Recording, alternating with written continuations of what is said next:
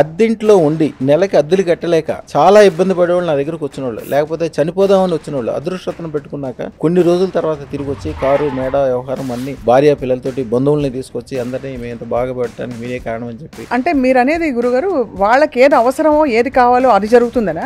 ఆ రోజు మా తాతగారి దగ్గర నుంచి చూసుకుంటే పివి నరసింహరావు గారు, జలగ వెంగళరావు గారు, ఎన్టీ రామారావు గారు ఆయన చనిపోయే వరకు ప్రతి సంవత్సరం మన తాతగారికి బట్టలు పంపించేవాళ్ళు. ఈయన ఆశీర్వాదం చేసుకుంది ప్రతి సంవత్సరం ఉగాది నడిచేది కదా. నేను ఒకటే చెప్తాను, పాలిటిక్స్ లో చేరే వాళ్ళకి ఎప్పుడు కూడా ఒక్క రూపాయి కూడా ఇంట్లోంచి ఖర్చు పెట్టదు. ఒక్క రూపాయి మీరు ఇంట్లోంచి బయటికి తీసుకెళ్లారంటే మీరు ఫెయిల్ అయినట్లు లెక్క. ముఖేష్ అంబానీ నన్ను కలవటం కోసం ఎవరికి తెలియకుండా భార్యాభర్తలు ఇద్దరు కలిసి వచ్చారు. ఎందుకంటే ఒక గ్యారంటీ ఏర్పడిపోద్ది, ఒక సంతోషం. ఒక ఆయన నవ్వుతానే అన్నాడు, సార్ అదృష్టం పెట్టుకున్నాను, 15 రోజుల్లో ఉద్యోగం పోయింది సార్, ఇంకా 30 సంవత్సరాలు నాకు సర్వీస్ ఉంది సార్ అన్నాడు.